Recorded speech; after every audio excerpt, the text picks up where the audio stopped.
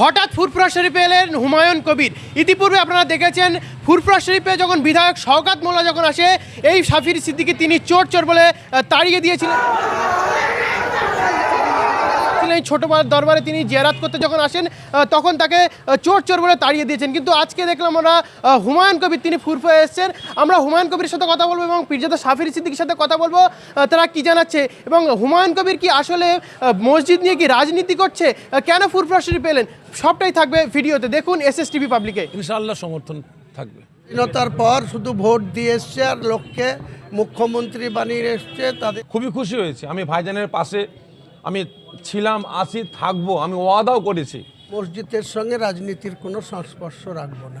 ভাইকে অনুরোধ করবো পাশে বসিয়ে আমার রাজ্যে যতগুলো দল আছে, আজকে কজন মুসলিম জনপ্রতিনিধি আছে? 294-এর মধ্যে কলকাতা ব্রিগেড ময়দানে লক্ষাধিক কণ্ঠে আমরা সংবিধান পাঠের ব্যবস্থা নিয়েছি। সেই বাবরি মসজিদের পুনর্নির্মাণ দরকার।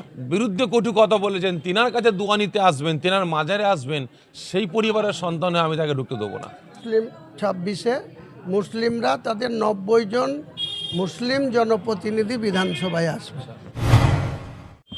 ওনার সঙ্গে আমার অনেক দিনের পরিচিত। আমি কালকেই আসার কথা ছিল, আমি বিশেষ কাজে আটকে গেছিলাম, তাই আজকে তো মুর্শিদাবাদে ফিরে যাব রাত্রে।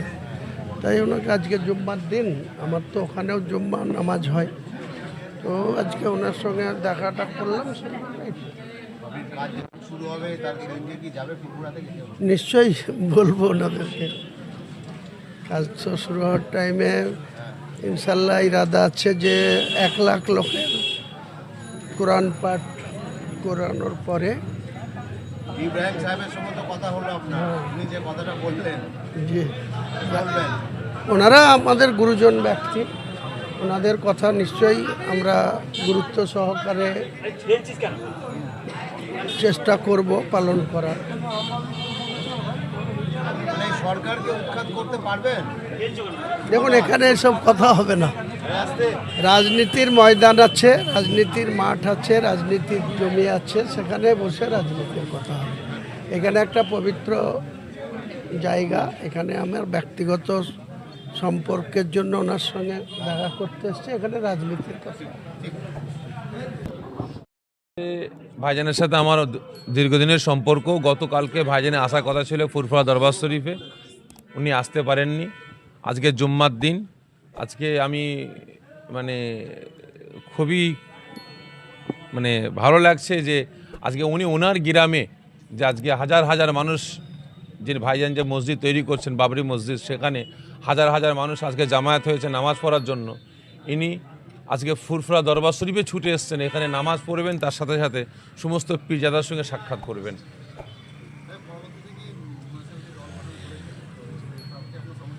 দেখেন, সবথেকে বড় জিনিস হচ্ছে আমি দাদা পীরের আওলাদ, আমি একজন পীর পরিবারের সন্তান, আমি এদেশের একজন নাগরিক, আমিও ভোট দিই, তবে আমার ভোটটা যেন নষ্ট না হয় তার পরিকল্পনা আমাকে নিতে হবে। আর বিশেষ করে আমার রাজ্যে যেভাবে একটা কালো ছায়া আসতে চলেছে, বিজেপি সহ আরও বেশ কিছু কালো ছায়া আসছে, তা সেই কালো ছায়াকে দূর করার জন্য যে রাজনীতির দল রাস্তায় নামবে, দেশ দশের স্বার্থে নামবে, সংবিধানকে বাঁচাবার স্বার্থে নামবে, তার পাশে ইনশাল্লাহ আমি ছিলাম, আছি, থাকবো। ভাই দল তৈরি করেছেন, আমার ভাই দেশ দশের স্বার্থে যদি লড়াই করেন, সমাজের স্বার্থে লড়াই করেন, অসহায় গরিবদের স্বার্থে লড়াই করেন, ভাই তো ওয়াদা করেছেন লড়াই করছি বা করব, ইনশাআল্লাহ সমর্থন থাকবে। দেখেন সবথেকে বড় দিন দাদা পীরের দরবার, এখানে সবাই আসার অধিকার এখানে আছে। শুধু হুমায়ুন ভাইজান বলে না, এখানে প্রত্যেকটা ধর্মের মানুষের আসার এখানে অধিকার আছে। তবে আমার ফ্যামিলিকে কেউ কটু কথা বলে সে ফুরফুরা শরীফে আসবে, যেনার বিরুদ্ধে কটু কথা বলেছেন, তিনার কাছে দোয়া নিতে আসবেন, তিনার মাজারে আসবেন, সেই পরিবারের সন্তানে আমি তাকে ঢুকতে দেবো না।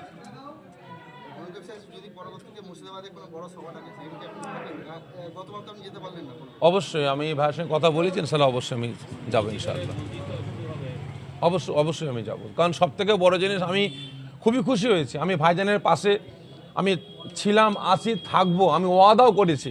কারণ সবথেকে বড় জিনিস হচ্ছে আমার রাজ্যের মুখ্যমন্ত্রী, তিনি যদি একের পর এক যদি হিন্দু ভাইদের মন জয় করার জন্য তিনি রাজনীতির প্ল্যাটফর্মে দাঁড়িয়ে তিনি মুখ্যমন্ত্রীর চেয়ারে বসে যদি একের পর এক আপনার মন্দির তৈরি করতে পারেন, আমার দেশের প্রধানমন্ত্রী যদি তিনি একটা জনগণের চেয়ারে বসে, জনগণের ভোট পেয়ে চেয়ারে বসে, নিরপেক্ষ চেয়ারে বসে তিনি যদি বাবরি মসজিদ শহীদ করে যদি রাম মন্দির তৈরি করতে পারেন, তাহলে আজকে আমার দেশে আমার রাজ্যের এমপি এমএলএ জনগণের ভোট নিয়ে আজকে মুসলমান নেতা হয়ে আজকে তিনারা কেন মসজিদ তৈরি করতে পারবেন না, তিনারা কেন মাদ্রাসা তৈরি করতে পারবেন না, তিনারা কেন স্কুল কলেজ তৈরি করতে পারবেন না?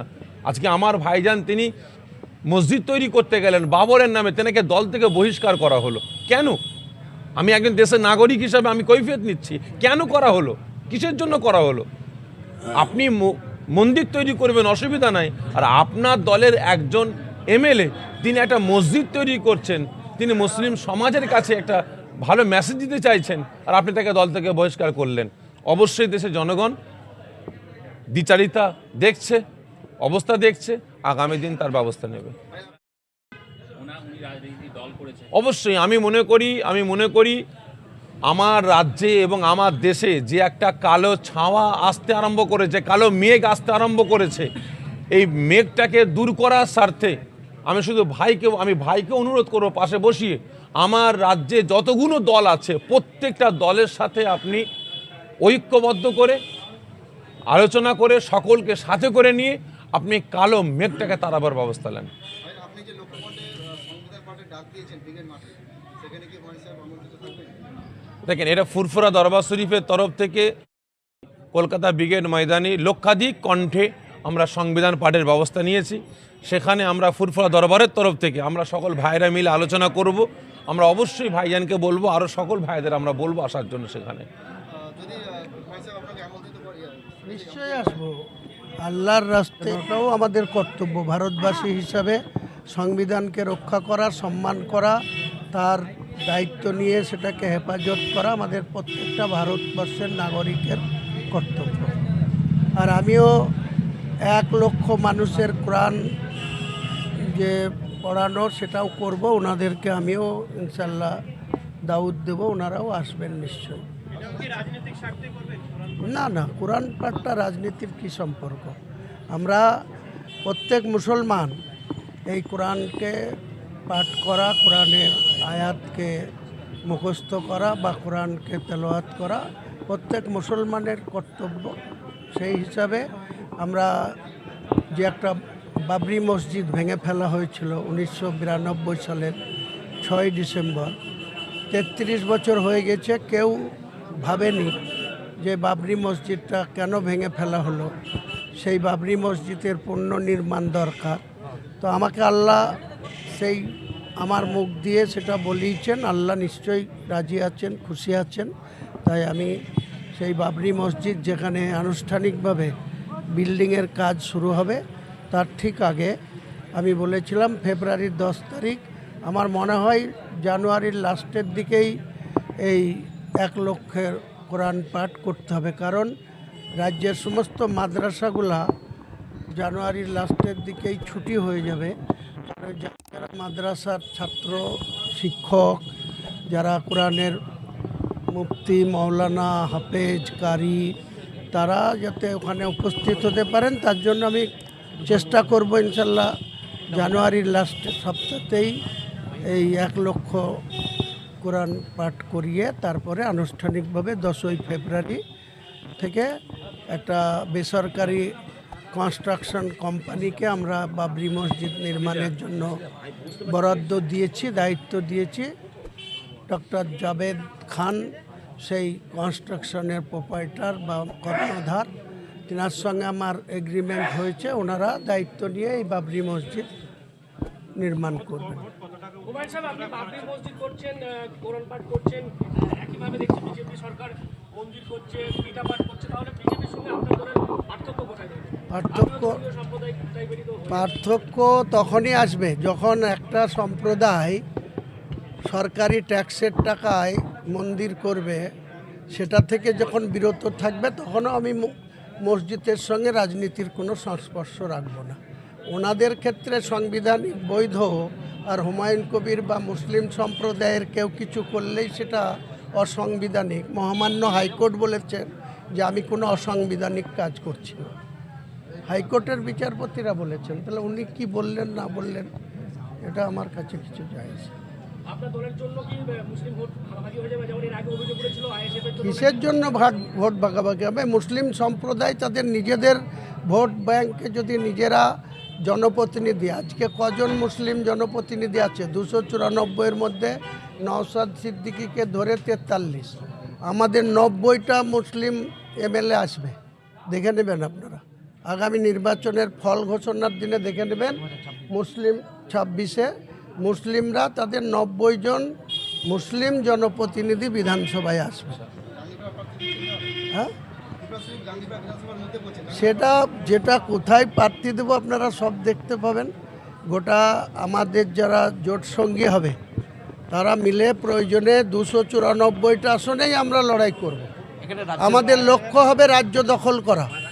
আমরা কাউকে সমর্থন করার জন্য বা কারো ভোট কাটাকাটির জন্য আমরা রাজনীতি করি না। মুসলমান সমাজ স্বাধীনতার পর শুধু ভোট দিয়ে এসছে, আর লোককে মুখ্যমন্ত্রী বানিয়ে এসছে, তাদের ক্যাবিনেট বানিয়ে এসছে। আর মুসলমানরা কি পেয়েছে? তারা 37% জনবসতি, সেইখানে মুসলমানদের কি করা হয়েছে? তাদের উপর নিজেরা মুসলমান সম্প্রদায় তাদের নিজেদের জনসংখ্যার নিরিখে পার্সেন্টেজ অনুযায়ী এমএলএ নির্বাচিত হয়ে আসবে। তাতে প্রয়োজনে বিরোধী আসনে বসা হবে, কিন্তু মুসলিমদের অধিকারটা সঠিকভাবে আদায় করা হবে।